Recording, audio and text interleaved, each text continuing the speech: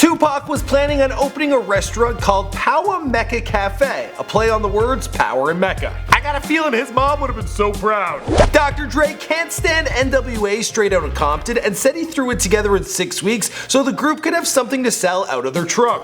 Well, at the end of the day, it turned out a-okay. Tommy Hilfiger's sales, they reached an all-time high after Snoop Dogg wore an oversized shirt by the designer on SNL in 1994, and this probably had something to do with the old Hilfiger rumor. Oprah asked him if he had said, if I had known African Americans, Hispanics, Jews, and Asians would buy my clothes, I would not have made them so nice. Which Tommy said was never true. But when there's smoke, there's fire. Drake's producer Noah 40 Shabib mixed and mastered So Far Gone at the Beverly Wilshire Hotel on a pair of AKG 240 headphones and an iHome clock radio. I currently have one of those iClock radios and it doesn't charge my phone. Pretty pissed with it. This guy worked wonders. Machine Gun Kelly's musical guilty pleasures include the Space Jam soundtrack, Sister Act 2 soundtrack, and the Grease soundtrack.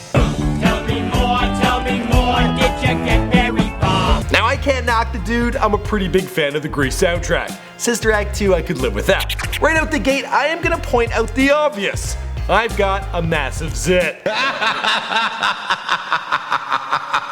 What's going on, guys? Welcome to part 15 of 25 random hip hop facts. Part 15. Yeah, this is crazy. In our last video, I read out a comment from a guy by the name of Ollie, and he had this to say. What the fuck? I'm high right now and heard my name came up and was like, no way. Also, we got Alex Norman who said, Michael McCrudden, has anyone ever told you that you look exactly like Chris Pine? Because you do. And the answer is no. Like never. I think I look more like Brendan Fraser in The Mummy. Alright, let's get back to the facts. If you're a fan of Lil Yachty, then you might want to follow him on Twitter. There he connects with his fans and even goes into detail about some of his weird as fuck dreams. Okay, so basically Troy Ave had tweeted he wanted to snatch my chain, and knowing me, I wasn't gonna let him just tweet that at me, so I snapped back. So me and Perry comes to New York for a show and Troy Ave gets word, so we told Troy Ave puts a hit out on us, laugh my ass off. So for some reason everybody in my dream starts to look and sound like Troy Ave as we are in the lobby, so I have my manager check us in. And we secretly run to our rooms, but we have penthouse suites, so the elevator kept stopping at each floor each time. But guess what? Troy Ave, he would be there with hitters, so we had to fight our way through each hotel floor to before the elevator door opens, my DJ gives me and Perry guns. So we think that we're straight, then we notice our guns have orange tips and they're BB guns. So then we know that we're fucked. Okay, that dream was a little out there, but it's before they were famous. It is in the works. I promise you guys you'll have it shortly. Tupac would play Bone Thugs' original version of Crossroads when he woke up in his cell block each and every morning. Not bad that they gave him a Walkman or a CD player or whatever. Maybe it was an iHome. Probably not. Come and take a good look deep into this thuggish, ruggish. I see the thugs cry, and I'm maxing the good Hawaiian sign. He told me we live to die now. Redman, he developed a foot fetish after working at a woman's shoe store as a teenager. She was beautiful. She was beautiful, but her feet were jacked up. Were they? Yeah, I pulled the covers back. Yeah. It's hammer time. Our next fact was submitted by a subscriber. We're talking about Jose Cohalia. He went on to state that Young Buck actually had a song called Stop featuring T.I. and Ludacris who had beef with one another. So once T.I. and Ludacris found out they'd be on the same song together, they used their verses to diss each other. Real niggas see the difference between you and this. Me getting beat down, that's Ludacris. Nobody's thinking about you, plus your beef ain't legit. So please stay off the TIP of my dear. Andre 3000 revealed that Outkast label wanted Kid Rock to play guitar on Bombs Over Baghdad.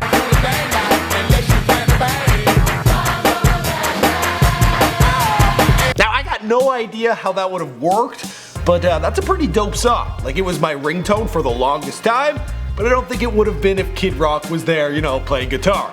That guy looks like he smells like stale farts and cigarettes. More like fresh farts and cigars. Kid Cudi used to work at the Bape New York City store and had to chase customer Kanye West down before leaving the store to take off a clothing sensor. Denzel Curry lost his virginity at a chicken and pizza shop. Don't take my word for it, hear it from the horse's mouth. Look at that, get that. This is where I lost my virginity at, bro. Originally, Timberland, Pharrell, and will.i.am were supposed to make a beat for the Shrek the 3rd soundtrack. You know you've made it when Eazy-E used to record in the studio with the lights off. Vic Mensa was electrocuted by a transformer that sent 15,000 volts of electricity through his body while trying to sneak into Lollapalooza. Now growing up, my dad, he is a master electrician, so I spent many a weekend on construction sites. I can't say I ever took 15,000 volts, but my weekends were pretty much, go hang out with your dad and get struck by lightning. That's what it was like. Lil Vert, he got some online mentorship from Yams prior to him blowing up. I talked about this in his Before They Were Famous. Another notable influencer on Lil Vert's career was him receiving some online respect from the now deceased Yams, who reached out to Uzi via Twitter telling him that one day he would be a star. Not bad. I wouldn't mind getting a shout out from like Ryan Seacrest. Maybe not. Q-Tip wrote and produced Mariah Carey's Honey. You know you've made it when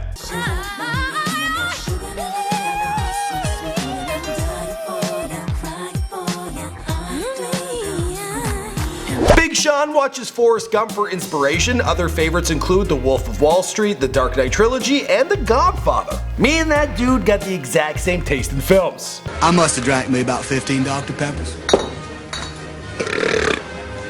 Congratulations. How do you feel? I gotta pay. I believe he said he had to go pee. Lupe Fiasco refuses to eat red, number 40 food coloring, and has an affinity for yellow M&Ms. Tupac and Outkast, they were supposed to collaborate on a track, but it never came into fruition. In a letter he wrote the boys, he said, "I'll try and get some new material to you when I stay on point," and also said, "I'm tearing B.I.G. a new ass." Erykah Badu was the stage manager for Steve Harvey's club, and she booked comedians and even wrote for him some material. Let's hope she didn't write for him that whole Miss America thing. It was on the card. Jay-Z, he wrote Buggin' for Bugs Bunny on the Space Jam soundtrack. You know you've made it when. But to be sure, Snatch Jordan playing golf, even though he tends to be a ball hog. Hey Michael, over here superstar. As fall boy for the Chicago Bulls, Common received a pair of Jordans signed by Michael Jordan himself. He gave them to his father and then was upset when he saw his dad wearing them to one of his shows. We actually did it Before They Were Famous on Common, and it didn't do very well. Common relocated to New York City, and by the millennium, his music had influenced young rappers and inspired new subgenres of rap. Yeah, people really liked what he had to say. Also, the guy's got some serious style. He's a good looking dude, like the black Mr. Clean. He's that handsome. Way back in the day, before Kanye West was working with Adidas, well, he once destroyed a pair of sneakers on film. They probably don't like that.